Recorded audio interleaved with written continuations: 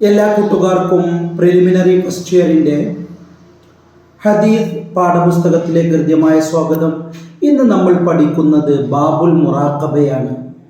മുറാഖബ എന്ന അറബി വാക്കിൻ്റെ അർത്ഥം നിരീക്ഷണം എന്നതാണ്. അള്ളാഹുവിൻ്റെ നിരീക്ഷണ ക്യാമറകളിലാണ് നമ്മൾ. അള്ളാഹു എല്ലാ സമയവും നമ്മളെ നിരീക്ഷിക്കുന്നു. നമ്മുടെ രഹസ്യവും പരസ്യവും അള്ളാഹുവിനറിയാം. ഒരുപക്ഷെ നമ്മൾ സ്ഥാപിച്ചിട്ടുള്ള CCTVയേക്കാൾ അള്ളാഹു നമ്മുടെ അകങ്ങളറിയാം, നമ്മുടെ രഹസ്യങ്ങളറിയാം, നമ്മൾ എന്ത് ചിന്തിക്കുന്നു എന്ന് അള്ളാഹുവിനറിയാം. എല്ലാവരും വിട്ടുപോയാലും നമ്മളെ സംരക്ഷിക്കുന്നവൻ അള്ളാഹുവാണ്.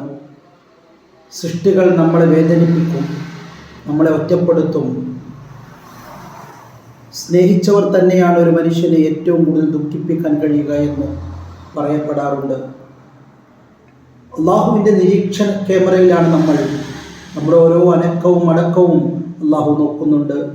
നമ്മളെങ്ങനെ സൃഷ്ടികളോട് പെരുമാറുന്നു, എത്ര പേരെ നമ്മൾ വേദനിപ്പിക്കുന്നു, അള്ളാഹുവിനറിയാം. ബാബുൽ മുറാഖബ എന്നാണ് പറയുന്നത്.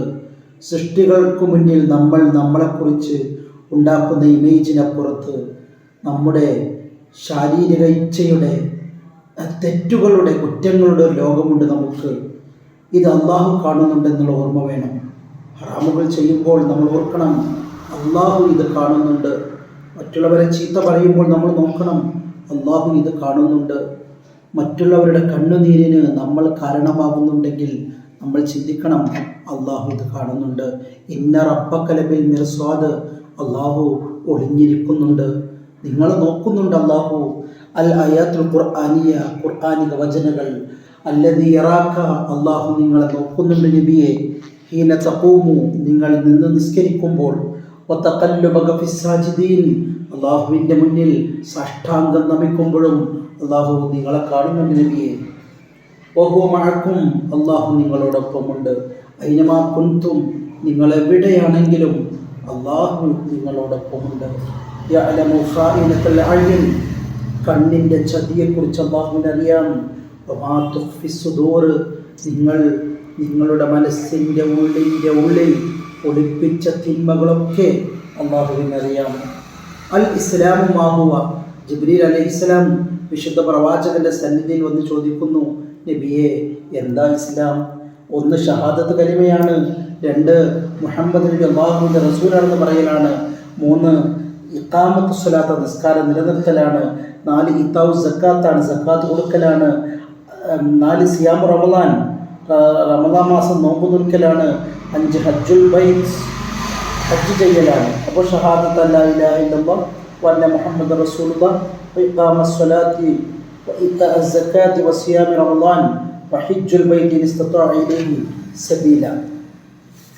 ഇനി നമ്മൾ പഠിക്കുന്നത് ജിബ്രീൽ അലൈഹിസ്സലാം നബിയോട് ചോദിക്കുന്നുണ്ട്, നബിയെ എന്താണ് ഈമാൻ എന്ന് നിങ്ങൾക്കറിയുമോ? അപ്പോൾ നബി പറഞ്ഞു, എനിക്കറിയില്ല. അപ്പോൾ ജിബ്രീൽ അലൈഹിസ്സലാം നബിയെ പഠിപ്പിച്ചു കൊടുക്കുകയാണ്, അൻ തുഅ്മിന ബില്ലാഹ്, അള്ളാഹുവിനെ കൊണ്ട് വിശ്വസിക്കുക, വ മലായികത്തി, മലാഖമാരെ കൊണ്ട്, വ കുതുബിഹി, ഗ്രന്ഥങ്ങളെ കൊണ്ട്, വ റുസുലിഹി, അവിടുത്തെ പ്രവാചകന്മാരെ കുറിച്ച്, വൽ യൗമിൽ ആഖിർ, അന്ത്യനാളെ കുറിച്ച്, വ തുഅ്മിന ബിൽ ഖദർ, വിധിയെക്കുറിച്ച് വിശ്വസിക്കണം, ഖൈരിഹി വ ശർരിഹി, നന്മയാവട്ടെ തിന്മയാവട്ടെ നമുക്ക് വരുന്ന വിധിയിൽ നമ്മൾ വിശ്വസിക്കണം. ഇനിയിപ്പോൾ ജിബ്രീൽ അലൈഹിസ്സലാം ചോദിച്ചു, നബിയെ അൽ ഇഹ്സാനു മാ ഹുവ, എന്താ ഇഹ്സാൻ? അൻ തഅബുദല്ലാഹ്, നിങ്ങൾ അല്ലാഹുവിനെ ആരാധിക്കണം, കഅന്നക തറാഹു, അല്ലാഹു നിങ്ങളെ നോക്കുന്നുണ്ടെന്ന പോലെ, ഇല്ലം തകുൻ തറാഹു, നിങ്ങൾ അല്ലാഹുവിനെ കാണുന്നില്ലെങ്കിലും ഫഇന്നഹു യറാക, അല്ലാഹു നിങ്ങളെ കാണുന്നുണ്ട്. അതാണ് ഇഹ്സാൻ. ഇത് ഖിയാമത്ത് നാളിൻ്റെ അടയാളങ്ങൾ എന്തൊക്കെയാണ്? മാഹിയ മാറാത്തുസ്സാഅ, ഖിയാമത്ത് നാളിൻ്റെ അടയാളമാണ് അൻ തലിദൽ അമതു റബ്ബതഹ, അടിമ സ്ത്രീ യജമാനിനെ പ്രസവിക്കുക. ഇതിന് വിവിധ വ്യാഖ്യാനങ്ങൾ പണ്ഡിതന്മാർ പറയുന്നുണ്ട്.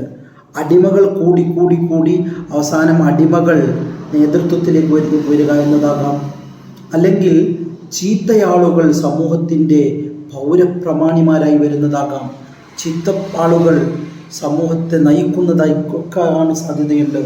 അതുപോലെ വാൻതറൽ ഹുഫാത്ത, ചെരിപ്പ് ധരിക്കാൻ കഴിയാത്ത ആളുകളെ കാണുക, വൽ ഉറാത്ത, നഗ്നമായി നടക്കുന്ന ആളുകളെ കാണുക, അൽ ആനത്ത ഫക്കീറന്മാരെ കാണുക, റിആ അശ്ശാഇ ആടിനെ മേച്ച് നടത്തുന്ന ആളുകളെ ഒക്കെ കാണുക.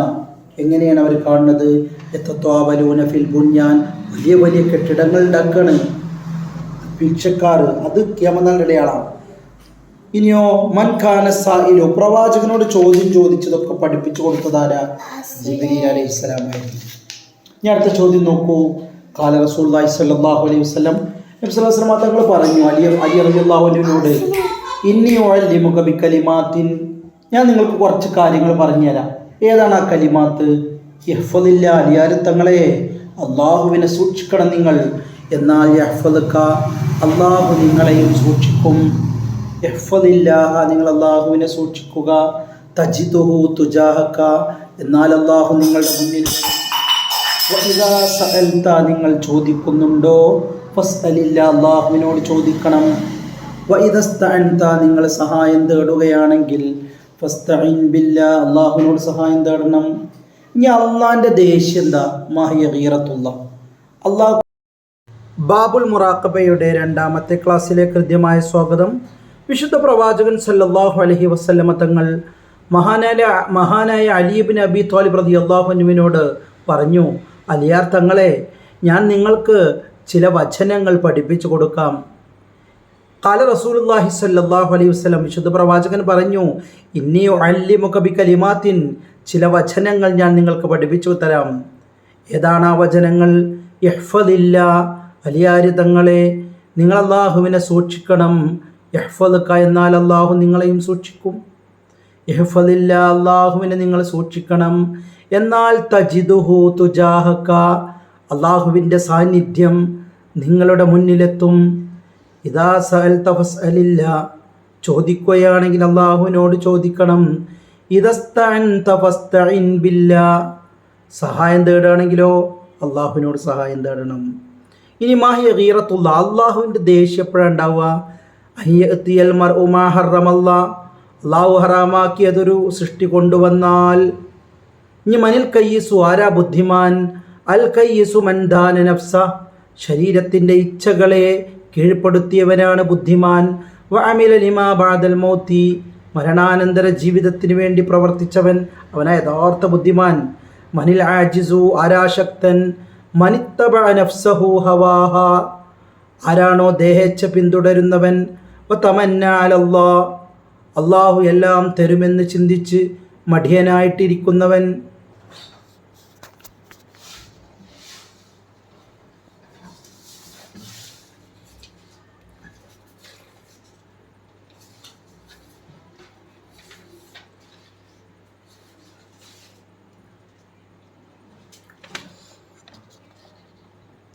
ഇനി നമ്മൾ പഠിക്കുന്നത് മിൻ ഹുസ്നി ഇസ്ലാമിൽ മർഇ, ഒരാൾ നല്ല മുസ്ലിമായി എന്നുള്ളതിനുള്ള തെളിവെന്താ?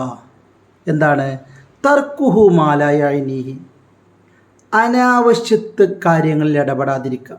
മറ്റുള്ളവരുടെ കാര്യങ്ങളിൽ നിന്നോ, അനാവശ്യമായിട്ടുള്ള ഒരുപാട് കാര്യങ്ങളുണ്ട്, അതിൽ വെറുതെ തർക്കിച്ചും ഇങ്ങനെ സമയം കളയും. ഇബാദത്ത് ചെയ്യാതെ അനാവശ്യമായ കാര്യങ്ങളിൽ തലയിട്ട് ഇങ്ങനെ ചർച്ച ചെയ്ത് പോവാം.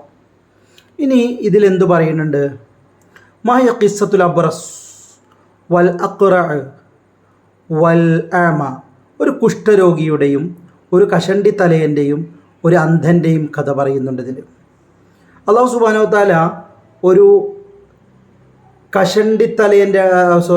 ഒരു കുഷ്ഠരോഗിയുടെ അടുത്ത് ചോദിച്ചു, എന്താ നിങ്ങൾക്ക് വേണ്ടതെന്ന്. ഒരു മാലാഖ വഴിയാണ് ചോദിക്കണം, മലക്ക് വഴി. എന്താ വേണ്ടതെന്ന് വെച്ചപ്പോൾ പറഞ്ഞു, എൻ്റെ ഈ കുഷ്ഠരോഗമൊക്കെ മാറി നല്ല സ്കിന്ന് വേണമെന്ന് പറഞ്ഞു. അപ്പോൾ അത് അള്ളാഹു കൊടുത്തു. ആ മലക്ക്.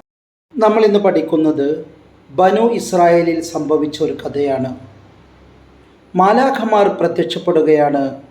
ഒന്ന്, ഒരു കുഷ്ഠരോഗിയുടെ മുന്നിൽ, ഒരു അബ്റസിൻ്റെ മുന്നിൽ മാലാഖ പ്രത്യക്ഷപ്പെട്ടു. ഒരു കഷണ്ടിത്തലയൻ്റെ മുന്നിൽ മാലാഖ പ്രത്യക്ഷപ്പെട്ടു. ഒരന്ധൻ്റെ മുന്നിലും മാലാഖ പ്രത്യക്ഷപ്പെടുകയാണ്. കുഷ്ഠരോഗിയോട് മാലാഖ ചോദിച്ചു, എന്താ വേണ്ടത്? കുഷ്ഠരോഗി പറഞ്ഞു, എൻ്റെ ഈ കുഷ്ഠരോഗം ബാധിച്ച സ്കിന്നിന് പകരം നല്ല ഗ്ലോയിങ് ആയിട്ടുള്ള തിളങ്ങുന്ന ചർമ്മം എനിക്ക് വേണം, സൗന്ദര്യം വേണമെന്ന് പറഞ്ഞു. മാലാക അയാൾക്കത് കൊടുത്തു. പിന്നീട് തനിക്ക് ഇഷ്ടപ്പെട്ട ആടുമാടുകളെയും കൊടുത്തു. അങ്ങനെ അദ്ദേഹം ധനികനായി മാറി. പിന്നീട് ഒരു കഷണ്ടി തലയനോട് മാലാക ചോദിച്ചു, എന്ത് വരമാണ് നിനക്ക് വേണ്ടത്? അപ്പോൾ അദ്ദേഹം പറഞ്ഞു, എനിക്ക് വേണ്ടത് എൻ്റെ ഈ കഷണ്ടിയിൽ നല്ല സമൃദ്ധമായ മുടി വേണം. അതും മാലാക കൊടുത്തു.